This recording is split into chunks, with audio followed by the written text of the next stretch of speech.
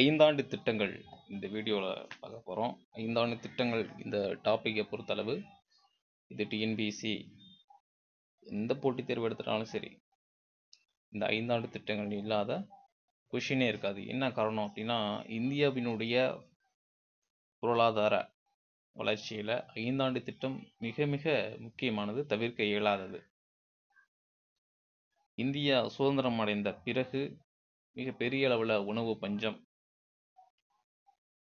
இந்த உணவு பஞ்சம் மட்டும் இல்லாமல் நம்மக்கிட்ட நிறைய ரிசோர்ஸஸ் இருக்குது, கனிம வளங்கள் நிறையா இருக்குது. இருந்தாலும் நம்ம ப்ரொடக்டிவிட்டி, ஒரு பொருளாதாரத்தில் தொழில்துறை எதுவுமே மிகப்பெரிய அளவில் நம்மக்கிட்ட இல்லை. இப்போ இது எல்லாத்தையும் நம்ம பூஸ்டப் பண்ணி கொண்டு வரணும். நிறைய இண்டஸ்ட்ரீஸ் ஓப்பன் பண்ணாங்க. அதுக்கப்புறம் வேலை வாய்ப்பு, இப்படி ஒவ்வொன்றா இந்தியாவினுடைய தொழில் சார்ந்த வளர்ச்சி மற்றும் மக்களுடைய அவங்களுடைய சுயசார்பு, தற்சார்பு வாழ்க்கை முறை, இது எல்லாத்தையும் ஒவ்வொரு ஐந்தாண்டு திட்டத்திலும் இலக்காக நிர்ணயித்து அப்படி இந்தியாவினுடைய வளர்ச்சி நோக்கி கொண்டு போனாங்க. எனவே இந்த ஐந்தாண்டு திட்டம் என்பது மிக மிக முக்கியமானது. ரைட், இப்போ ஐந்தாண்டு திட்டங்களுக்கு முன்னாடி என்னென்ன திட்டங்கள் கொண்டு வந்தாங்க, ஸோ திட்டங்களுடைய ஹிஸ்ட்ரி என்ன, ப்ளஸ் மொத்தம் எத்தனை ஐந்தாண்டு திட்டங்கள் கொண்டு வந்தாங்க, இந்த ஐந்தாண்டு திட்டங்களை யார் செயல்படுத்திட்டு வந்தாங்க அப்படின்றதெல்லாம் பார்க்கலாம். இப்போ ஐந்தாண்டு திட்டம் இருக்கா இல்லையா அப்படின்றது எல்லாத்தையும் கம்ப்ளீட்டாக ஒரு A to Z இந்த வீடியோவில் நம்ம பார்த்துடலாம். ரைட், இப்போ ஐந்தாண்டு திட்டங்கள் அப்படின்றத பார்க்கறதுக்கு முன்னாடி பிளானிங், திட்டம் அப்படின்றது பார்த்தீங்கன்னா,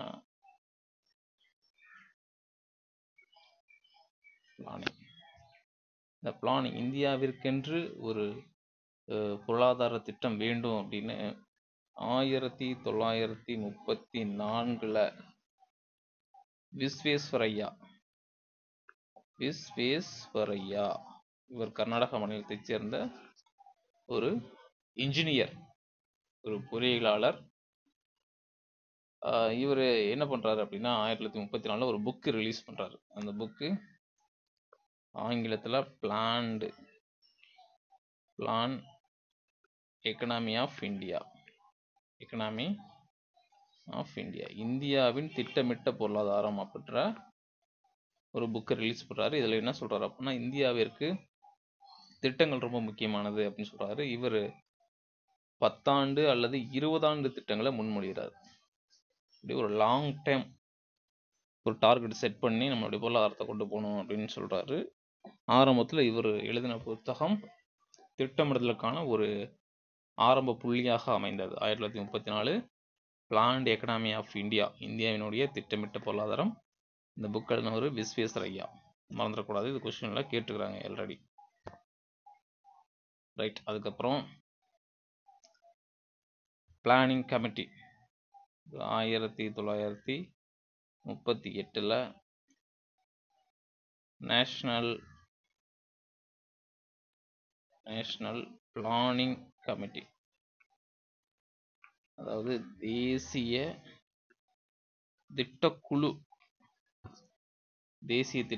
நேரு தலைமையில் அமைக்கிறாங்க. தேசிய திட்டக்குழு நேரு தலைமையில் அமைக்கிறாங்க. இந்த குழுவுக்கு துணைத் தலைவராக சுபாஷ் சந்திர போஸ் இருப்பார். இந்த இருவரும் சேர்ந்து இந்தியாவிற்கான திட்டங்களை தீட்டுவாங்க அப்படின்ற மாதிரி இந்த கமிட்டி அமைக்கிறாங்க. ஆனால் அடுத்த ஆண்டு 1939 2ஆம் உலகப் போர் வந்ததன் காரணமாக இந்த கமிட்டி அப்படியே கைவிட்டுட்டாங்க. அதுக்கப்புறம் இந்த பிளானிங் திட்டமிடுதலுக்கான எந்த ஒரு நடவடிக்கையும் இல்லாமே இருந்திருக்குது. அப்போது 1944 மும்பையை சேர்ந்த ஒரு 8 முக்கிய தொழில் அதிபர்கள்லாம் சேர்ந்து ஒரு ப்ரொபோசலை முன்வைக்கிறாங்க. இந்தியாவிற்கான ஆண்டு திட்டங்கள், அந்த திட்டம் வந்து ஒரு 20 வருடங்களுக்கான ஒரு திட்டமாக கொண்டு வாங்க, இண்டஸ்ட்ரியை நம்ம டெவலப் பண்ணிட்டு வரணும், அடிப்படை உபகரணங்கள் எல்லாமே இந்தியாவிலே நம்ம மேனுஃபேக்சர் பண்ண மாதிரி நிறைய பெரிய பெரிய இண்டஸ்ட்ரீஸ், ஹெவி இண்டஸ்ட்ரீஸ் எல்லாம் இங்கே கொண்டு வரணும் அப்படின்றதுக்காக இந்த 8 தொழிலதிபர்களும் ஒரு ப்ரொபோசல் கொடுக்குறாங்க. அதை தான் பாம்பே பிளான் அப்படின்னு சொல்கிறோம். பாம்பே திட்டம் அப்படின்றத 1944 2 டேட்டாக இருக்கும். 1940 12th புக்கில் கொடுத்துருப்பாங்க. 1944 லோயர் ஸ்டாண்டர்டில் கொடுத்துருப்பாங்க. இது 1940 அப்படின்றதும் இருக்குது, 1944 அப்படின்றதும் ஸ்கூல் புக்கில் இருக்குது. ஸோ எது கேட்டாலும் நீங்கள் அதை போடணும். Right, okay. So Bombay plan அப்படின்றது நமக்கு 8 தொழிலதிபர்கள் முன் வச்சுருக்காங்க. ரைட். அதுக்கடுத்து அதே ஆண்டு 1944 காந்திய பொருளாதாரம், காந்தியன் பிளான் அல்லது காந்திய திட்டம். காந்தியோட திட்டம் எப்படி இருக்கும்? நம்மளுடைய பொருளாதாரம் என்பது கிராமப்புறம் சார்ந்தது, குறிப்பாக ரூரல் வேளாண்மை சார்ந்தது, ஊரக பகுதியுடைய பொருளாதாரம் சார்ந்தது, கிராமம் சார்ந்தது. கிராமம் தான் இந்தியாவினுடைய முதுகெலும்பு அப்படின்லாம் சொல்லுவார் காந்தி. எனவே அந்த அடிப்படையில் கிராமங்கள் தோறும் நாம் அங்கு தேவையான பொருளாதார வளர்ச்சியை கொண்டு வந்துட்டோம் அப்படின்னா இந்தியாவே பொருளாதாரத்தில் முன்னேற்றம் அடைஞ்சிரும் அப்படின்னு காந்தி திட்டத்தை வந்து முன் வச்சார். இதன் அடிப்படையில் இந்த காந்தியன் திட்டத்தை முன்மொழிந்தவர் ஸ்ரீமன் நாராயண் அகர்வால். SN அகர்வால்னு ஷார்ட்டா சொல்றாங்க. SN அகர்வால் இவர் தான் காந்திய திட்டத்தை கொண்டு வந்தார் 1944. அடுத்தபடியா MN ராய் மக்கள் திட்டம் கொண்டு வர்றார் 1945. பீப்புள் பிளான் மக்கள் திட்டம் கொண்டு வர்றாரு. இதுவும் காந்திய திட்டம் மாதிரியே தான், நேரடியாக மக்கள்கிட்ட இருந்து திட்டங்களை ஆரம்பித்து கொண்டு போகணும் அப்படின்னு சொல்கிறாரு MN ராய். இவர் ஒரு கம்யூனிஸ்ட் லீடர். ரைட்டுங்களா? ஓகே. அதுக்கப்புறம் 1950 ஜெயபிரகாஷ் நாராயணன் சர்வோதய திட்டத்தை கொண்டு வர்றாரு. சர்வோதய திட்டம் இதெல்லாம் முன்மொழிகிறாங்க. இந்த மாதிரிலாம் இருந்தால் நல்லாயிருக்கும் அப்படின்னு ஒரு சஜஷன் கொடுக்குறாங்க. சர்வோதய திட்டத்தை முன்மொழிந்தவர் ஜெயபிரகாஷ்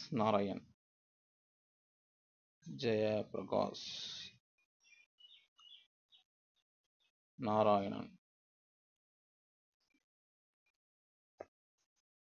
ஓகே. இப்படி நிறைய நபர்கள் நிறைய திட்டங்களை முன்மொழிஞ்சிட்டு வந்தாலும் 1947 ஆகஸ்ட் 15 அப்புறம் இந்தியா சுதந்திரம் அடையுது.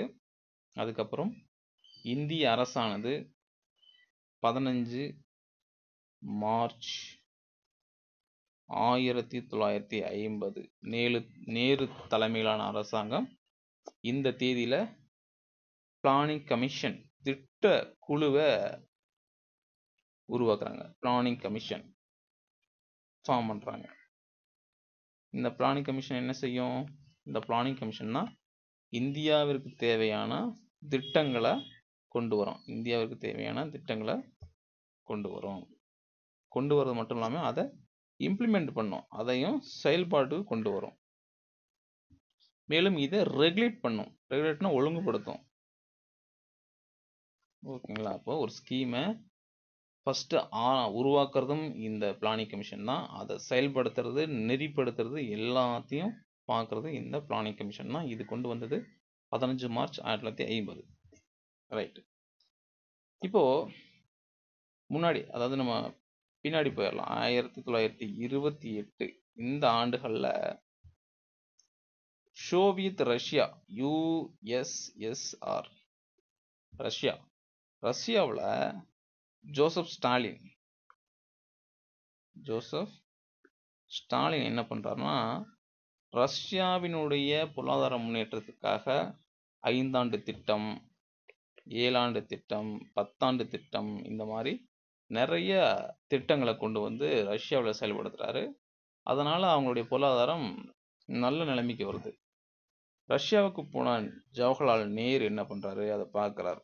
நேரு பார்த்துட்டு இதே போல் 5 ஆண்டு திட்டங்களை இந்தியாவிலையும் நாம் நடைமுறைப்படுத்தினா என்ன அப்படின்னு நினைக்கிறாரு. அதன் அடிப்படையில் தான் பிளானிங் கமிஷன் 5 ஆண்டு திட்டங்களை செயல்படுத்த முடிவு பண்ணுறாங்க. அதன் அடிப்படையில் 5 ஆண்டு திட்டங்கள் மொத்தம் 12 திட்டங்களை அமல்படுத்தினாங்க. அதுக்கப்புறம் 5 ஆண்டு திட்டமானது கைவிடப்பட்டது. பிளானிங் கமிஷனும் அந்த கமிஷனை க்ளோஸ் பண்ணிட்டாங்க. அதுக்கப்புறம் நித்தி ஆயோக் என்ற புதிய அமைப்பு உருவாக்கி அதுதான் இந்தியாவிற்கான திட்டங்களை வகுத்து கொண்டு வருகின்றது. இப்போ இந்த 12 ஐந்தாண்டு திட்டங்கள் என்னென்னலாம் சொன்னாங்க, என்ன அதனுடைய முக்கிய குறிக்கோள் என்ன, அதனுடைய சாதனைகள் என்ன அப்படின்றத ஒவ்வொன்றா பார்க்கலாம். ரைட். ஸ்கூல் புக்கில் இந்த கண்டென்ட் இருக்குது, அதை ஒட்டி பார்த்துட்டு போகலாம். ஆனால் இதில் உள்ளது மட்டும் இல்லாமல் நிறைய எக்ஸ்ட்ரா டேட்டாவும் சேர்த்து நான் சொல்லுவேன். இது எல்லாத்தையும் சேர்த்து நீங்கள் படிச்சுக்கோங்க. இந்த டாப்பிக்லேருந்து A to Z டேட்டாவை நம்ம பார்க்க போகிறோம். ரைட்டு. இது பார்த்தீங்கன்னா 11th எக்கனாமிக்ஸ் புக்கில் 8வது பாடம், இந்திய பொருளாதாரம் சுதந்திரத்துக்கு முன்னரும் பின்னரும் என்ற பாடத்தில் இந்த தலைப்பு இருக்கும், இந்திய 5 ஆண்டு திட்டங்களினுடைய சாதனைகள் அப்படின்றது. ரைட். இப்போ முதலாவது 5 ஆண்டு திட்டம் நம்ம பார்க்கலாம்.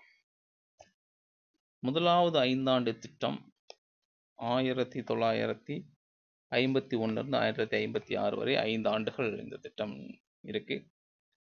இது ஹரோல்ட் டோமர் அவருடைய மாதிரியை அடிப்படையாக கொண்டு இந்த 5 ஆண்டு திட்டத்தை ஃப்ரேம் பண்றாங்க. அப்ப அவருடைய மாதிரி என்ன சொல்லியிருக்கு, ஒரு நாட்டுல வேளாண்மைக்கு முக்கியத்துவம் கொடுங்க ஃபர்ஸ்ட் அப்படின்னு அவர் சொல்றாரு. ஹரோல்டு டோமர் வந்து சொல்றார். வேளாண்மைக்கு முக்கியத்துவம் கொடுக்கும்போது ஒவ்வொரு மனிதனும் உணவு தேவையை பூர்த்தி செஞ்சிருவாங்க. அதனால அவங்க அடுத்த கட்டத்துல அவங்க பொருளாதார ஆக்டிவிட்டியில் ஈடுபட ஆரம்பிச்சிருவாங்க. எனவே அந்த நாட்டினுடைய பொருளாதாரம் நல்ல உயரும். அதுக்கு அடிப்படையாக அவங்க கிட்ட உணவு பற்றாக்குறையே இருக்கக்கூடாது, பசி அப்படின்றது இருக்கக்கூடாது. அவங்களுக்கு நீ ஃபுல்லாக சோத்தை போட்டு கொடுத்துட்டோம், அவங்களுக்கு வந்து நம்ம பசின்றது எதுவும் தெரியல அப்படின்னா அவங்களே அடுத்தடுத்து வேலைக்கு போக ஆரம்பிச்சிருவாங்க. நிறையா அவங்க வந்து வியாபாரம் பண்ணி பிஸ்னஸ் பண்ணல சம்திங் இந்த பொருளாதார ஆக்டிவிட்டீஸில் அவங்க ஈடுபட்டு அந்த நாட்டினுடைய பொருளாதாரத்தை முன்னேற்றிடுவாங்க அப்படின்னு சொல்கிறாரு. அதன் அடிப்படையில் வேளாண்மைக்கு ஃபர்ஸ்ட் 5 ஆண்டு திட்டத்தில் முக்கியத்துவம் கொடுக்குறாங்க. காரணம் என்னங்க, உணவு தேவை நம்ம ஓவர் கம் பண்ணணும். ரைட்டு. அது மட்டும் இல்லாமல் என்ன பண்ணுறாங்கன்னா, இப்போ வேளாண்மைக்கு முக்கியமாக என்னங்க வேணும், வாட்டர் வேணுமா. இந்த வாட்டருக்காக என்ன செய்கிறாங்கன்னா நிறைய டேம்ஸ் கட்டுறாங்க, நிறையா அணைகள் கட்டுறாங்க. அதுக்கப்புறம் இரிகேஷன் கிணறுகள் வெட்டுறாங்க, நீர்ப்பாசனம் இரிகேஷன். அப்போ நீ கால்வாய் வெட்டி போகிறது, கிணறு வெட்டுறது, கிணத்து பாசனம், ஏரி பாசனம், ஆற்று பாசனம், இந்த மாதிரி நிறைய பாசன வசதிகள்லாம் செய்கிறாங்க. ஸோ அதுக்காக கவர்மெண்ட் வந்து இன்வெஸ்ட் பண்ணுறாங்க, முதலீடு பண்ணுறாங்க, காசு போடுறாங்க, செலவு பண்ணுறாங்க. டேம் கட்டுறதுக்கும் கால்வாய் வெட்டுறதுக்கும் காசு கொடுக்குறாங்க. ரைட். இப்போது இந்த 5 ஆண்டு திட்டத்தினுடைய இலக்கு, ஒவ்வொரு 5 ஆண்டு திட்டத்துக்கும் இலக்கு ஃபிக்ஸ் பண்ணுவாங்க. அப்போ அந்த இலக்கை தாண்டி போகுதா இல்லை குறைஞ்சு வருதா, இந்த 5 ஆண்டு திட்டம் வெற்றியா தோல்வி அப்படின்னு பார்ப்பாங்க. இந்த 5 ஆண்டு திட்டம், முதலாவது 5 ஆண்டு திட்டத்தினுடைய இலக்கு 2.1. இதனுடைய இலக்கு 2.1. ஆனால் கிடைச்சது எத்தனைங்க, 3.6% கிடைச்சிருச்சு. அப்போ இது வெற்றியா தோல்வியா? எஸ், வெற்றி. டார்கெட்டு 2.1 தான், ஆனால் அச்சீவ் பண்ணது 3.6. எனவே இது வெற்றி. இப்போ இரண்டாவது 5 ஆண்டு திட்டம் பார்க்கலாம். இரண்டாவது 5 ஆண்டு திட்டத்தை பொறுத்தளவு 1956 61 வரை 5 ஆண்டுகள் இருக்கும். இந்த திட்டம் PC மகளனோபிஸே வடிவமைச்சார். PC மகளனோபிஸ், இவர் தான் இந்திய புள்ளிகளின் தந்தை என அறியப்படுகின்றார். இவர் பிளஸ் நேரு, இவங்க இருவரும் இணைந்து இந்த மாதிரியை கொண்டு வந்தாங்க. இந்த பிளானை கொண்டு வந்தது இவங்க தான், PC மகளனோபிஸ் அண்டு நேரு, இவங்க 2 பேர். அப்போ நேரு வந்து பிரைம் மினிஸ்டர். ஓகேங்களா. அப்போ இவங்க மாதிரியில் என்ன சொல்கிறாங்கன்னா, இரண்டாவது 5 ஆண்டு திட்டத்தினுடைய முதன்மையான நோக்கம் தொழில் முன்னேற்றம் அப்படின்னு சொல்கிறாங்க. ரெண்டாவது 5 ஆண்டு திட்டம் எதுக்கு முக்கியத்துவம் கொடுக்கணுன்றாங்க, தொழிலுக்கு முக்கியத்துவம் கொடுக்கணும் அப்படின்னு சொல்கிறாங்க. ரைட்டு. ஃபர்ஸ்ட் 5 ஆண்டு திட்டம் எதுக்கு சொன்னாங்க, வேளாண்மைக்கு முக்கியத்துவம் கொடுக்கணும்னு சொன்னாங்க. இரண்டாவது 5 ஆண்டு திட்டம் தொழில்துறைக்கு முன்னேற்றத்தை கொடுக்கணும்னு சொல்கிறாங்க. இதனுடைய இலக்கு 4.5 வைக்கிறாங்க. 4.5 வைக்கிறாங்க. கிட்டத்தட்ட 4.1 நமக்கு கிடைக்குது. 4.1 நமக்கு கிடைக்கின்றது. அப்போ இது வெற்றி தாங்கிறாங்க. 4.5 வச்சாலும் இது வெற்றி தான் அப்படின்னு சொல்றாங்க. ஓகேங்களா. கிட்டக்கு வந்துருச்சு இல்லை, அதனால இது வந்து வெற்றி அப்படின்ற வார்த்தையில சொல்றாங்க. ஆனால் இந்த புக்கை பொறுத்தளவு இதில் இந்த டார்கெட் 4.5 கொடுக்கல, வெறுமனே அவங்க அச்சீவ் பண்ணதை மட்டும் கொடுத்துருக்காங்க 4.1. மற்ற இடங்களில் இது பார்க்க முடியும். 4.5ன்றது 2வது ஐந்தாண்டு திட்டத்தினுடைய இலக்கு. ஆனால் கிடைத்தது 4.1. ரைட். அடுத்து 3வது ஐந்தாண்டு திட்டம். இந்த திட்டத்தை வந்து கட்கில் திட்டம் அப்படின்னு அழைக்கிறாங்க. இந்த திட்டத்தை கட்கில் திட்டம் அப்படின்னு அழைக்கிறாங்க. ரைட். இப்போ இந்த திட்டத்தினுடைய முதன்மையான நோக்கம் இந்தியாவினுடைய பொருளாதாரம் சுதந்திரமான பொருளாதாரம் மற்றும் சுய முன்னேற்றம். சுதந்திரமான பொருளாதாரம் மற்றும் சுய முன்னேற்றம் என்பது எந்த ஐந்தாண்டு திட்டத்தினுடைய நோக்கம்னு கேட்க வாய்ப்பு இருக்கு.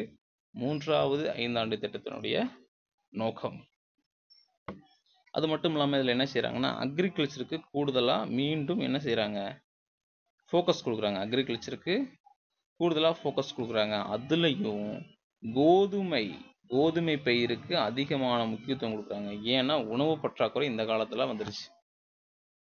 3வது ஐந்தாண்டு திட்டத்தில் முக்கியமாக இந்தியாவுக்கும் சைனாவுக்கும் இடையே போர் நடந்திருக்கும். அதே போல் இந்தியாவுக்கும் பாகிஸ்தானுக்கு இடையே போர் நடந்திருக்கும். இதனால் மிகப்பெரிய அளவில் உணவு தட்டுப்பாடு ஏற்பட்டிருக்கு. அப்போது இவங்க என்ன செய்கிறாங்க, இந்த ஐந்தாண்டு திட்டத்தில் கோதுமைக்கான பயிர் வளர்ப்புக்கு அதிக முக்கியத்துவம் கொடுக்குறாங்க. அப்புறம் இந்த ஐந்தாண்டு திட்டத்தில் பஞ்சாயத்து சிஸ்டம் இருக்குது பார்த்தீங்களா, அதற்கான எலெக்ஷன்ஸை பல்வேறு இடங்களில் கண்டக்ட் பண்ணுறதுக்கான முயற்சியும் பண்ணியிருக்காங்க. பஞ்சாயத்து எலெக்ஷன்ஸ்க்கான முயற்சியும் இதில் எடுத்திருக்காங்க. ரைட். ஆனால் இது வந்து தோல்வியில் முடியுது. இது பார்த்தீங்கன்னா அதனுடைய வளர்ச்சி இலக்கான 5.6 எட்ட முடியாமல் இது தோல்வியில் முடியுது. தோல்வியில்னா எவ்வளோ முடிஞ்சிருக்கும்? தோல்வி 5.6ன்னு செட் பண்ணுறாங்களா, இது அடைஞ்சது 2.4 தான் அச்சீவ் பண்ணியிருக்கும். இப்போ பாதி கூட வரல. 5.6% பதிலாக 2.4 தான் அச்சீவ் பண்ணுச்சு. எனவே இது தோல்வியில் முடிஞ்சு. காரணம் வந்து பார்த்தீங்கன்னா 2 ரீசன் சொல்கிறாங்க. ஒன்று, சீன இந்திய போரின் காரணமாக நமக்கு பெரிய அளவில் இதில் சக்ஸஸ் பண்ண முடியல. இன்னொன்று, இந்தியா பாகிஸ்தான் போகிறனாலையும் நமக்கு சக்ஸஸ் பண்ண முடியல. 3வது பார்த்தீங்கன்னா அந்த 61 to 66 இந்த காலகட்டத்தில் பருவமழையும் சரியாக பெய்யலை அப்படின்னு சொல்கிறாங்க. இதுவும் வந்து ஒரு வறட்சியை நோக்கி கொண்டு போயிருச்சு. ரைட். அப்போது 3வது ஐந்தாண்டு திட்டத்தினுடைய முக்கியமான நோக்கம் என்னங்க? சுதந்திரமான பொருளாதாரம் மற்றும் சுய முன்னேற்றம். ஓகேங்களா? இது யாருடைய திட்டம்? கட்கிலுடைய திட்டம் அப்படின்றத நீங்கள் ஞாபகம் வச்சுக்கோங்க. பஞ்சாயத்து எலெக்ஷன்ஸ்லாம் இதில் நடத்தினாங்க. அதுக்கப்புறம் பார்த்தீங்கன்னா இந்தியாவுக்கும் சைனாவுக்கும் இடையே போர் நடந்துச்சு. இந்தியாவுக்கும் பாகிஸ்தானுக்கு இடையே போர் நடந்துச்சு. இதனால் பெரிய அளவில் உணவு பற்றாக்குறை ஏற்பட்டுச்சு. அதை ஓவர் கம் பண்ணுறதுக்காக அக்ரிகல்ச்சருக்கு கூடுதலாக இம்பார்ட்டன்ஸ் கொடுத்தாங்க. அதுலேயும் கோதுமை பயிரிடலுக்கு கூடுதலாக இம்பார்ட்டன்ஸ் கொடுத்தாங்க. ரைட். இப்போ என்ன செஞ்சிடறாங்க அப்படின்னா ஐந்தாண்டு திட்டங்களை தற்காலிகமாக நிறுத்திடுறாங்க. வேண்டாம், திட்ட விடுமுறை விட்டுருவோம், ஒரு 3 வருடம் ஃப்ரீயாக விட்டுருவோம் அப்படின்னு சொல்லிடுறாங்க. ஏன்னா இதுக்கிடையில் நேரு இறந்துடுவார். அவருக்கு அடுத்து இந்தியாவினுடைய பிரதமராக பதவியேற்ற லால் பகதூர் சாஸ்திரி இறந்துருவார். அதுக்கப்புறம் தான் 66ல் இந்திரா காந்தியை கொண்டு வருவாங்க. அவங்க வந்த உடனே என்ன செஞ்சிருவாங்க, ஐந்தாண்டு திட்டத்தை தற்காலிகமாக நிறுத்தி வச்சுட்டு இது வந்து திட்ட விடுமுறை காலம்னு சொல்லிடுவாங்க. ஒவ்வொரு ஆண்டும் ஒவ்வொரு விதமான திட்டங்களை போட்டுக்கலாம். ஓராண்டு திட்டங்களாக மாற்றிடுவாங்க 66லேருந்து 69 வரைக்கும். அப்படி கொண்டு வந்துட்டாங்க இல்லைங்களா? அப்போ இந்த காலகட்டத்தில் தான் நமக்கு பசுமை புரட்சியெல்லாம் கொண்டு வந்திருப்பாங்க. பசுமை புரட்சியெல்லாம் எப்போங்க வந்திருக்கோம்? பசுமை புரட்சியெல்லாம் இந்த திட்ட விடுமுறை காலத்தில் கொண்டு வந்திருப்பாங்க. ஒவ்வொரு பகுதியிலாக வேளாண்மையை பூஸ்டப் பண்ணுறதுக்காக இந்த பசுமை புரட்சி அப்படின்றத கொண்டு வந்திருப்பாங்க. ரைட். அடுத்து 4வது ஐந்தாண்டு திட்டம். 4வது ஐந்தாண்டு திட்டம் 1969 to 74. இப்போ இந்த திட்டத்தில் பிரதமராக இந்திரா காந்தி அவர்கள் இருந்தாங்க.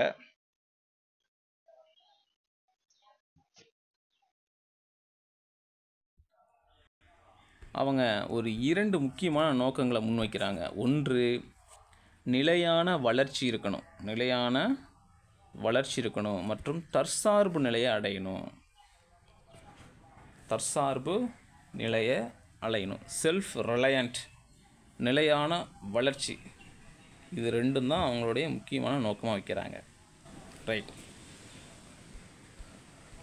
அடுத்து பார்த்திங்கன்னா இந்த காலகட்டத்தில், அதாவது 69 to 74, இதுலேயும் நமக்கும் பாகிஸ்தானுக்கு இடையே ஒரு போர் நடக்குது. 1971 இந்தியா பாகிஸ்தானுக்கு இடையே மீண்டும் ஒரு போர் நடக்குது.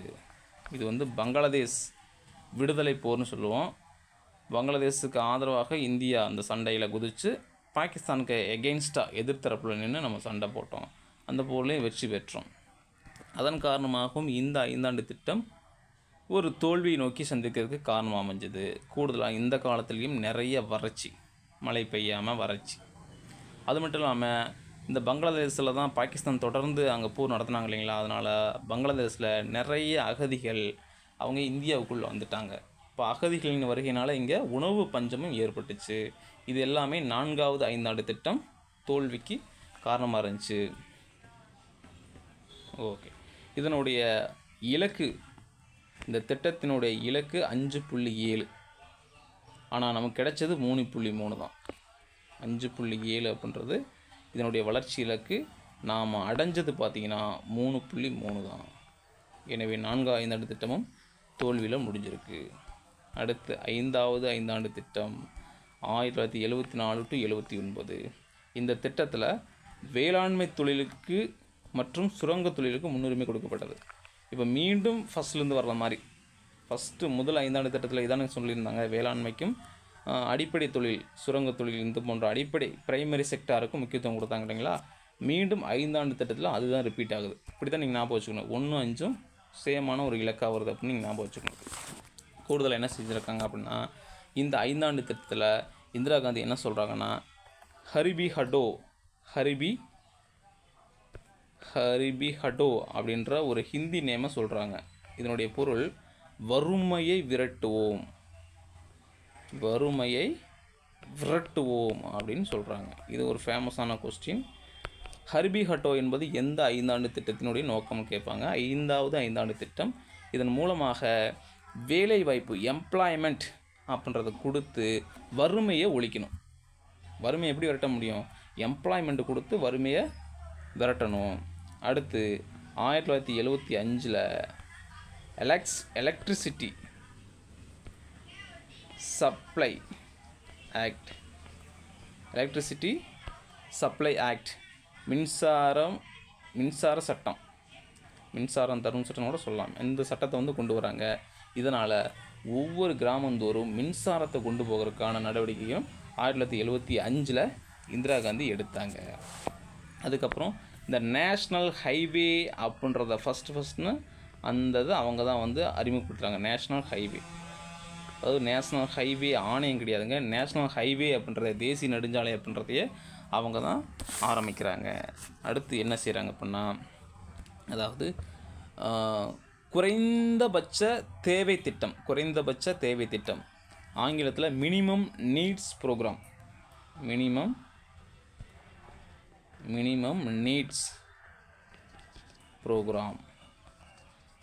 குறைந்தபட்ச தேவை திட்டம். குறைந்தபட்சம் நமக்கு என்னங்க தேவைப்படும்? உணவு, உடை, இருப்பிடம். இது 3 தானே.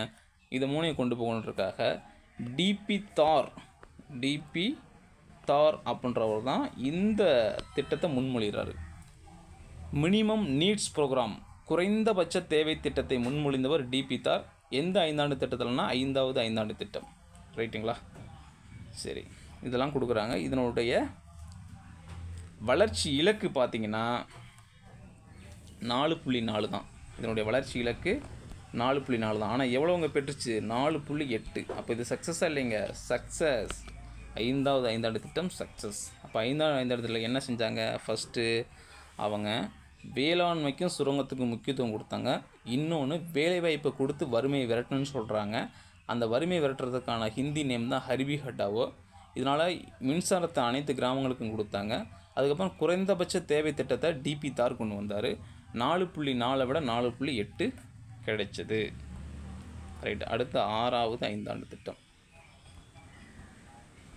சரி, இப்போ இந்த 5வது 5 ஆண்டு திட்டம் பார்த்திங்கன்னா ஓராண்டுக்கு முன்னாடியே 1978 ஸ்டாப் பண்ணிட்டாங்க. 1978 இது ஸ்டாப் பண்ணிட்டாங்க. என்ன காரணம் அப்படின்னா, 1977 நடந்த எலெக்ஷனில் இந்திரா காந்தி தலைமையிலான காங்கிரஸ் கட்சி தோல்வி அடைஞ்சு ஜனதா கட்சி ஆட்சியை பிடிச்சிட்டாங்க. மொரார்ஜி தேசாய் அடுத்து கவர்மெண்ட் ஃபார்ம் பண்ணிட்டார். அவர் வந்து புதுசாக 5 ஆண்டு திட்டத்தை ஆரம்பிக்காமல் ரோலிங் பிளான் சுழல் திட்டத்தை கொண்டு வந்துட்டார். அப்போது 1978 to 79 ஒரு ரோலிங் பிளானு, அடுத்து வந்து 79 to 80 ஒரு ரோலிங் பிளான். ஸோ இந்த மாதிரி சுழல் திட்டங்களை அவர் கொண்டு வந்துட்டார். இது வந்து ஒரு வருட காலத்துக்கான ஒரு சுழல் திட்டமாக கொண்டு வந்துட்டார். ரைட். அடுத்து பார்த்திங்கன்னா 6வது 5 ஆண்டு திட்டம். மீண்டும் 1980 நடந்த தேர்தலில் இந்திரா காந்தி ஆட்சி அமைக்கிறாங்க காங்கிரஸ் கட்சி. அப்போது 5 ஆண்டு திட்டங்களை மீண்டும் அவங்க ஸ்டார்ட் பண்ணுறாங்க. அப்படி ஸ்டார்ட் பண்ணும்போது அதாவது இதில் வந்து தப்பாக கொடுத்துருக்காங்க. ஹரிபி ஹட்டாவோ அப்படின்றது வந்து பார்த்திங்கன்னா 6வது 5 ஆண்டு திட்டம். இது பார்த்திங்கன்னா ப்ரீவியஸ் இயர் கொஷின் பேப்பர்லேயும் சரி மற்ற லோயர்ஸ்லையும் சரி 5வது 5 ஆண்டு திட்டம் தான் வந்து கொடுத்துருப்பாங்க. இந்த புக்கில் மட்டும், அதாவது 11th எக்கனாமிக்ஸ் புக்கில் மட்டும்தான் 6வது 5 ஆண்டு திட்டத்தில் ஹரிபி ஹட்டாவான்னு கொடுத்துருப்பாங்க. இது ரெண்டுமே பார்த்திங்கன்னா டிஎன்பிஎஸ்சி ஸ்டூடெண்ட்க்கு நல்லா தெரியும். இதில் வந்து இந்த டாபிக் படித்தவங்களுக்கு நல்லா தெரியும். இந்த 2 கன்ஃபியூஷன்ஸ் இருந்துகிட்டே இருக்கும். 6வது 5ஆவதுன்னு சொல்லிட்டு நமக்கு ப்ரீவியஸ் இயர் டேட்டா நம்ம கையில் இருக்குது. ஆல்ரெடி டிஎன்பிஎஸ்சி நடத்தின எக்ஸாமில் கேட்டதில் அவங்க என்ன சொல்லியிருக்காங்க, 5வது 5 ஆண்டு திட்டம் தான் சரின்னு சொல்லியிருக்காங்க. எனவே இது வந்து பார்த்திங்கன்னா புக் டேட்டா இதுவும் முக்கியம்தான். நீங்கள் ஆப்ஷனில் 5, 6 ரெண்டுமே இருந்தால் நீங்கள் எதை வேணுமாலும் போடலாம். நீங்கள் 5 போட்டிங்கன்னா previous year question paper evidence இருக்குது. 6 போட்டிங்க அப்படின்னா புக் டேட்டா, இந்த 11th எக்கனாமிக்ஸ் புக் டேட்டா இருக்குது. ஸோ நீங்கள் எது வேணாலும் போட்டுக்குங்க. ஓகேங்களா? ரைட். இப்போ இந்த 6வது 5 ஆண்டு திட்டத்தினுடைய நோக்கம் பார்க்கலாம். இதில் பாருங்கள், வறுமை ஒழிப்பு, தொழில்துறையில் தற்சார்பு. நீங்கள் இப்படி கனெக்ட் பண்ணிக்கணும். 5வது என்ன சொன்னாங்க, வேளாண்மை மற்றும் சுரங்க தொழில். இப்போ அடுத்து 6வதுக்கு வரும்பொழுது தொழில்துறைக்கு வந்துட்டாங்க. வேளாண்மைக்கு அடுத்து தொழில் தானே. அப்போ தொழில்துறையினுடைய தற்சார்பு, வறுமையை ஒழிக்கணும் அப்படின்னு சொல்லிட்டு வர்றாங்க. ரைட்டு. இது முதலீட்டு திட்டத்தை அடிப்படையாக கொண்டது. அப்படின்னா கவர்மெண்ட்டு நிறைய எம்ப்ளாய்மெண்ட்டு கொடுக்குறதுக்காக அவங்க கம்பெனிகள் ஸ்டார்ட் பண்ணு, நிறைய நிறுவனங்கள் ஸ்டார்ட் பண்ணு, ஃபேக்ட்ரிஸ், இந்த மாதிரி நிறைய ஸ்கீம்ஸ் கொண்டு வரணும். இப்போ ஊரக நிலமற்றோருக்கான வேலைவாய்ப்பு கொடுத்தாங்க இந்த 5 ஆண்டு திட்டத்தில் தான். அதுக்கப்புறம் தேசிய வேலைவாய்ப்பு திட்டம், நேஷ்னல் எம்ப்ளாய்மெண்ட் ப்ரோக்ராம், அது கொண்டு வந்தாங்க. இந்த மாதிரி நிறைய திட்டங்கள் கொண்டு வந்து வேலைவாய்ப்பு கொடுத்தாங்க. ரைட்டு. அடுத்து பார்த்திங்கன்னா இந்த 6வது 5 ஆண்டு திட்டத்தில் மிக முக்கியமாக என்ன இன்னொன்று கொண்டு வராங்கன்னா, பொருளாதார சுதந்திரம் அப்படின்றத இவங்க கொண்டு வர்றாங்க. அது எப்படி பொருளாதாரத்தில் சுதந்திரத்தை கொண்டு வர முடியும் அப்படின்னா, விலையினுடைய தன்மையை குறைக்கணும். ஒரு ப்ராடக்ட் இருக்குன்னு வச்சுக்கோங்களேன், இந்த ப்ராடக்டினுடைய விலை தொடர்ந்து அதிகரிச்சுன்னா மக்களுடைய பொருளாதாரம் ரொம்ப டிக்ளைனில் போயிடும் இல்லைங்களா. அப்போ இந்த விலையை வந்து ஸ்டேபிளாக வச்சுக்கணும், நிலையாக வச்சுக்கணும். பொருளாதாரத்தில் ஒரு சுதந்திர நிலைமை நம்ம அடையணும், மற்றவங்களை சார்ந்து இல்லாமல் பொருளாதாரத்தில் ஒரு சுதந்திரமாக இருக்கணும் அப்படின்னு இந்த 6வது 5 ஆண்டு திட்டத்தில் ஒரு எய்மை செட் பண்ணாங்க. அதுக்கப்புறம் பார்த்திங்கன்னா இந்த காலகட்டங்களில் பாப்புலேஷன் அப்படின்றது வந்து ரொம்ப ஹையாக ஓவர் பாப்புலேஷன் ஆகிட்டு இருந்துருக்குது. எனவே இந்த பாப்புலேஷனை கண்ட்ரோல் பண்ணுறதுக்காக ஃபேமிலி பிளானிங் இதெல்லாம் வந்து செஞ்சு விட்டாங்க. குடும்ப கட்டுப்பாடு எல்லாமே இந்த 5 ஆண்டு திட்டத்தில் கொண்டு வந்திருக்காங்க. அதாவது செயல்பாட்டில் அதிகமாக கொண்டு வந்திருக்கிறாங்க. ரைட்டுங்களா?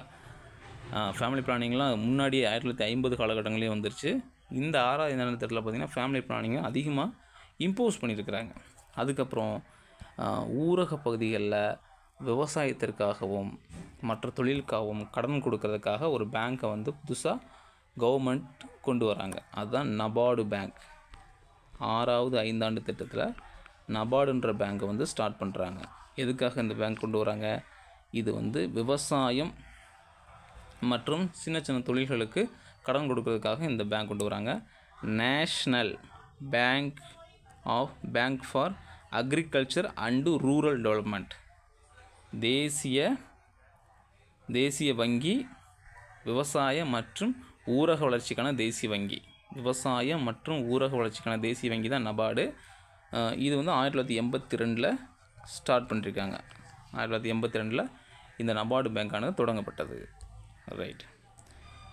இதனுடைய வளர்ச்சி இலக்கு பார்த்திங்கன்னா 5.2, ஆனால் 5.7 சக்ஸஸ் ஆகுது. 5.2 தான் டார்கெட்டு. 5.2 டார்கெட்டு, ஆனால் நமக்கு கிடைச்சது எவ்வளோங்க? 5.7. எனவே இது சக்ஸஸ் தான். அடுத்து 7வது ஐந்தாண்டு திட்டம் 1985 to 1990. இந்த திட்டத்தினுடைய நோக்கம் தன்னிறைவு பொருளாதாரத்தை உருவாக்குதல் மற்றும் ஆக்கப்பூர்வமான வேலைவாய்ப்பை கொண்டு வரணும். 7 அப்படின்றது என்னங்க, வேலைவாய்ப்பு கொண்டு வரணும். ரைட். முதன் முறையாக பொதுத்துறைக்கும் மேலாக தனியார் துறைக்கு முன்னுரிமை கொடுக்குறாங்க. நிறைய செக்டார்ஸில், நிறைய துறைகளில் தனியாரை அலோவ் பண்ணுறாங்க. அவங்க வந்து இங்கே வந்து கம்பெனி ஸ்டார்ட் பண்ணிக்கலாம் அப்படின்ற மாதிரி. எனவே தனியார் துறைக்கு முதலாக முன்னுரிமை கொடுத்த ஐந்தாண்டு திட்டம்ன்றது கொஸ்டின் கேட்பாங்க. 7வது ஐந்தாண்டு திட்டம். அது மட்டும் இல்லாமல் இதில் என்ன பண்ணுறாங்கன்னா, டெக்னாலஜிஸ், தொழில்நுட்பத்தை இந்த ஐந்தாண்டு திட்டத்தில் நிறைய கொண்டு வராங்க. வெளிநாட்டிலேருந்து தொழிற்சாலைகளாக இருந்தாலும் சரி, இல்லை அக்ரிகல்ச்சராக இருந்தாலும் சரி, இந்த டிராக்டர்ஸ் இந்த போன்ற விஷயங்கள் எல்லாத்தையும் தொழில்துறை மற்றும் வேளாண்மையில் தொழில்நுட்பத்தை புகுத்துறாங்க. அதுக்கப்புறம் பார்த்திங்கன்னா ஃபுட் கிரெயின்ஸ், தானியங்கள், உணவு தானியத்தினுடைய உற்பத்தியை அதிகரிக்கிறாங்க. அதனால தான் நமக்கு வந்து இந்த டிராக்டர்ஸ், வீரிய விதைகள், உரங்கள் இதெல்லாம் கொண்டு வந்து அந்த உணவினுடைய பொருள்களை வந்து அதிகரிக்கிறாங்க. அடுத்து பார்த்திங்கன்னா எம்ப்ளாய்மெண்ட் வந்து அதிகரிக்கிறாங்க. ஜென்ரேட்டிங் த எம்ப்ளாய்மெண்ட்டு. சமூக நீதி அடிப்படையில் அனைவருக்கும் நிறைய வேலைவாய்ப்பு வந்து கொடுக்குறாங்க. இப்போ இதெல்லாம் ஜவஹர் ரோஜ்கர் யோஜனா 1989 ஜவஹர் ரோஜ்கர் யோஜனா அப்படின்ற திட்டம் கொண்டு வந்திருப்பாங்க. அதன் மூலம் வேலைவாய்ப்பு நிறைய கொடுக்குறாங்க. சமூக நீதி அடிப்படையில் வேலைவாய்ப்பு கொடுத்த ஐந்தாண்டு திட்டம் எதுன்னு கேட்டாங்கன்னா இந்த 7வது ஐந்தாண்டு திட்டம். அப்புறம் 2000வது ஆண்டுக்குள்ளே அவங்க ஒரு கோல் செட் பண்ணுறாங்க. 2000வது ஆண்டுக்குள்ளே இந்தியாவினுடைய பொருளாதாரம் ஒரு தற்சார்பு பொருளாதாரமாக இருக்கணும். எந்த நாட்டையும் சார்ந்து இல்லாமல் நம்ம வந்து ஒரு வல்லரசு நாடாக மாறணும் அப்படின்னு சொல்கிறாங்க. ரைட். இதனுடைய வளர்ச்சி இலக்கு பார்த்திங்கன்னா 5. இதனுடைய இலக்கு பார்த்திங்கன்னா 5, ஆனால் கிடைச்சது பார்த்திங்கன்னா 6. எனவே இதுவும் வெற்றி தான். இப்போ 5 வெற்றி, 6 வெற்றி, 7 வெற்றி, தொடர்ந்து இந்த 3மே வெற்றி பாருங்கள். அடுத்து 8வது ஐந்தாண்டு திட்டம் 1992 to 97. இதுக்கு இடையில் ஒரு 2 வருஷம் கேப் இருக்குது பார்த்தீங்களா. 1990 to 92. இது வந்து ஆண்டு திட்டங்கள். இங்கே பாருங்கள், ஆண்டு திட்டங்கள்னு சொல்கிறோம். 1990லேருந்து 92 வரைக்கும். என்ன காரணம் அப்படின்னா, ஒரு நிலையற்ற அரசியல் சூழ்நிலை நிலவிட்டுருந்துச்சு. ஜனதா கட்சி ஆட்சி அமைச்சாங்க. இருந்தாலும் பெரும்பான்மை இல்லாமல் விபி சிங்கு பதவி விலகிட்டார், ராஜினாமா பண்ணுற அளவுக்கு ஆயிடுச்சு. அதுக்கப்புறம் சந்திரசேகரும் ராஜினாமா பண்ணுற அளவுக்கு ஆயிடுச்சு. ஒரு அரசியல் நிலைத்தன்மை இல்லாதனால ஐந்தாண்டு திட்டங்களை செயல்படுத்த முடியவில்லை. இதுமாதிரி ஓராண்டு திட்டங்களாக இந்த 2 ஆண்டு நடந்துச்சு. அதுக்கப்புறம் தான் மீண்டும் காங்கிரஸ் 92 ஆட்சி அமைச்சது PV நரசிம்மராவ் தலைமையில். அவர் 8வது ஐந்தாண்டு திட்டத்தை கொண்டு வராரு 1992 to 97. இப்போ இந்த ஐந்தாண்டு திட்டத்தை பொறுத்தளவு வேலைவாய்ப்பு, கல்வி, சமூக நலம் போன்ற மனிதவள மேம்பாட்டு நடவடிக்கைகளுக்கு முன்னுரிமை கொடுத்தது. இப்போ இது கொஸ்டின் கேட்டுக்கிறாங்க, எந்த ஐந்தாண்டு திட்டம் மனிதவள மேம்பாட்டு நடவடிக்கைகளுக்கு முன்னுரிமை கொடுத்ததுன்னா 8வது ஐந்தாண்டு திட்டம். இதுதான் மனிதவள மேம்பாட்டுக்கு அதிக முக்கியத்துவம் கொடுத்துட்ருக்கு. ரைட். அதுக்கப்புறம் பார்த்திங்கன்னா இந்த ஐந்தாண்டு திட்ட காலத்தில் தான் இந்தியா வேர்ல்டு ட்ரேடு ஆர்கனைசேஷனில் ஒரு உறுப்பினராக சேர்றாங்க. வேர்ல்டு ட்ரேடு ஆர்கனைசேஷன், உலக வர்த்தக அமைப்பில் 1 ஜனவரி 1995 ஒரு உறுப்பினராக இந்தியா சேர்கின்றது. அது மட்டும் இல்லாமல் இந்த 8வது ஐந்தாண்டு திட்ட காலத்தில் தான் புதிய பொருளாதார கொள்கை கொண்டு வர்றாங்க 1991. இதன் அடிப்படையில் தனியார் மையம், தாராள மையம், உலக மையம், LPG இந்த கான்செப்ட், லிபரலைசேஷன், ப்ரைவேட்டேஷன், குளோபலைசேஷன், தாராள மையம், தனியார் மையம், உலக மையம். இது எந்த ஐந்தாண்டு திட்டத்தில் கொண்டு வந்திருக்காங்கன்னா 8வது ஐந்தாண்டு திட்டத்தில் கொண்டு வந்திருக்காங்க. ரைட். அப்போ இதில் நிறைய கோல் செட் பண்ணியிருக்காங்க. என்னென்னா, பாப்புலேஷனை குறைக்கணுங்க. பாப்புலேஷன் என்ன செய்யணும்? குறைக்கணும். வறுமையை குறைக்கணும். எம்ப்ளாய்மெண்ட்டை கூட்டணும். வேலைவாய்ப்பை அதிகரித்து கொடுக்கணும். அதுக்கப்புறம் இந்த அடிப்படை கட்டமைப்பு, ரூரல் இன்ஃப்ராஸ்ட்ரக்சர், அடிப்படை கட்டமைப்பு, இந்த சாலைகள், குடிநீர், மின்சாரம், இது எல்லாத்தையும் நம்ம ஸ்ட்ரென்தன் பண்ணணும், வலிமை பண்ணணும், கிராமங்கள் தோறும் கொண்டு போகணும். அதுக்கப்புறம் பார்த்திங்கன்னா ஹியூமன் ரிசோர்ஸஸ், மனித வளத்தின் மீது நம்ம கவனம் கொள்ளணும். அதாவது இப்போ எவ்வளோ பேர் வேலை இல்லாமல் இருக்காங்களா, அவங்களுக்கு ஏதாவது சுயதொழில் பண்ணுறதுக்காச்சும் ஏதாவது ஒரு வகையில் அவங்க வந்து ஒரு ஒர்க்கிங் பீப்புளை வந்து மாற்றணும். ஓகேங்களா? அப்போ இந்த 5 ஆண்டு திட்டத்தில் தான் 73வது சட்ட திருத்தம் மற்றும் 74வது சட்ட திருத்தம் 1992 கொண்டு வந்து லோக்கல் கவர்மெண்ட்டை ஃபார்ம் பண்ணாங்க. அதாவது பஞ்சாயத்து ராஜ் மற்றும் முனிசிபாலிட்டி, பஞ்சாயத்துகள் மற்றும் நகராட்சி அரசியலமைப்பு சட்ட பிரகாரம் அனைத்து ஸ்டேட்லையுமே இம்ப்ளிமெண்ட் பண்ணுறதுக்கான நடவடிக்கையும் எடுக்கப்பட்டது. அதனால் ஒரு ஸ்கீம் போட்டாலும் அது பாட்டம் வரைக்கும் போகிறதுக்கான வாய்ப்புகள் வந்து பார்த்திங்கன்னா ஏற்படுத்தி கொடுத்துருச்சு. இதனால் பார்த்திங்கன்னா நல்ல ஒரு வளர்ச்சி தான் இருந்துச்சு. இப்போ இலக்கு பார்த்திங்கன்னா 5.6 தான் 8வது 5 ஆண்டு திட்டத்தில், ஆனால் சக்ஸஸ் பார்த்திங்கன்னா 6.8. ஸோ இதன் காரணமாக நல்ல ஒரு சக்ஸஸ், ஒரு சாதனையாகவே இந்த 5 ஆண்டு திட்டம் பார்க்கப்படுது. அடுத்து 9வது 5 ஆண்டு திட்டம் 1997 to 2002. இது மிக முக்கியமாக இது வந்து கேட்டுக்கிறாங்க ப்ரீவியஸ் இயரில். சமூக நீதியுடன் கூடிய சமமான வளர்ச்சி, சமூக நீதியுடன் கூடிய சமமான வளர்ச்சி. ஓகேங்களா? நம்ம 7வது 5 ஆண்டு திட்டம் பார்த்துருப்போம். சமூக நீதியுடன் கூடிய வேலைவாய்ப்புனா 7வது 5 ஆண்டு திட்டம். இதுவே சமூக நீதியுடன் கூடிய சமமான வளர்ச்சினா 9வது 5 ஆண்டு திட்டம். ரைட். இதில் கூடுதலாக இதுலேயும் பாவர்ட்டியை ஒழிக்கணுங்கிறாங்க. பாவர்ட்டியை குறைக்கிறது இல்லை, வறுமையை ஒழிக்கணுன்றாங்க. முழுவதும் வறுமையை தொடர்ச்சி எரிஞ்சிடணும் அப்படின்னு 9வது 5 ஆண்டு திட்டத்தில் சொல்கிறாங்க. இதில் பார்த்திங்கன்னா நம்ம சீக்கிரம் துரிதமாக முன்னேறி போகணும், அதே நேரம் மக்களுடைய வாழ்க்கையும் முன்னேறி வரணும்னு சொல்கிறாங்க. ரேப்பிட் க்ரோத் இருக்கணும், plus quality life of people ரெண்டுமே சேர்ந்து வரணும் அப்படிங்கிறாங்க. ஓகேங்களா? ரைட். இதனுடைய இலக்கு 7, நமக்கு கிடைச்சது பார்த்திங்கன்னா 5.6. இதனுடைய இலக்கு 7, நமக்கு கிடைச்சது 5.6. ஸோ இது வந்து கிட்டத்தட்ட ஒரு சக்ஸஸ் மாதிரி தான், நெருங்கி வந்துருச்சு இல்லைங்களா? ஆனால் இந்த ரேட் படி பார்த்திங்கன்னா ஃபெயிலியர் தான், ஆனால் கிட்டத்தட்ட ஓரளவுக்கு நெருங்கி வந்திருக்குது. ரைட். அடுத்து 10வது 5 ஆண்டு திட்டம். இந்த திட்டம் 2002 to 2007. இதில் அடுத்த 10 ஆண்டுகளில் தலா வருவாயை 2 மடங்காக உயர்த்தணும். அடுத்த 10 ஆண்டுகளில் தலா வருமானத்தை 2 மடங்காக உயர்த்தணும். அதே போல் வறுமையை பாதியாக குறைக்கணும். இதுதான் இதனுடைய முக்கியமான நோக்கமாக வச்சுருக்கிறாங்க. 2 பாயிண்ட்டு, தலா வருமானத்தை 2 மடங்காக உயர்த்தணும், வறுமையை பாதியாக குறைக்கணும். ரைட். கூடுதலாக 2012ஆம் ஆண்டில் வறுமை விகிதத்தை 15% குறைக்கும் குறிக்கோளை கொண்டுள்ளது. 2012க்குள்ளே இதை 15% வந்து அப்போ உள்ள வறுமையை குறைக்கணும்னு சொல்லியிருக்காங்க. ரைட். இப்போ இந்த திட்டத்தினுடைய வளர்ச்சி இலக்கு அப்படின்னு பார்த்தோம்னா 8%. நமக்கு கிடைச்சது வந்து பார்த்திங்கன்னா 7.2. இதுவும் கிட்டத்தட்ட ஒரு சக்ஸஸ் தான், நெருங்கி வந்துருச்சு இல்லைங்களா? ரொம்ப மோசமெல்லாம் போடல. அப்போது இந்த திட்டத்தினுடைய வளர்ச்சி இலக்கு 8, கிடைச்சது 7.2. அடுத்து 11வது 5 ஆண்டு திட்டம். இந்த திட்டத்தினுடைய காலம் 2007 to 2012. இதனுடைய முக்கியமான நோக்கம் விரைவான மற்றும் அதிகமான உள்ளடக்கிய வளர்ச்சி. இந்த வார்த்தைகள் நமக்கு ரொம்ப முக்கியமானது. ஏன்னா 12வது 5 ஆண்டு திட்டமும் இதே மாதிரியான ஸ்டேட்மெண்ட் தான் அங்கேயே வரும், சின்ன மாற்றம் இருக்கும். இப்போ இது ரெண்டையும் நம்ம வந்து வேறுபடுத்தி தெரிஞ்சுக்கிட்டா தான் கரெக்டாக நம்ம போட முடியும்.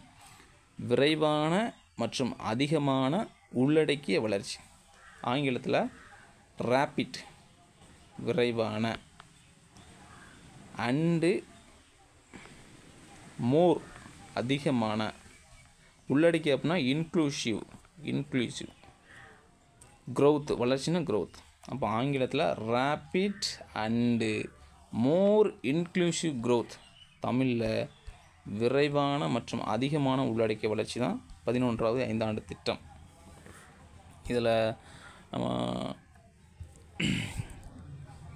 இதில் பார்த்தோம்னா நமக்கு வந்து பார்த்திங்கன்னா இந்த 2009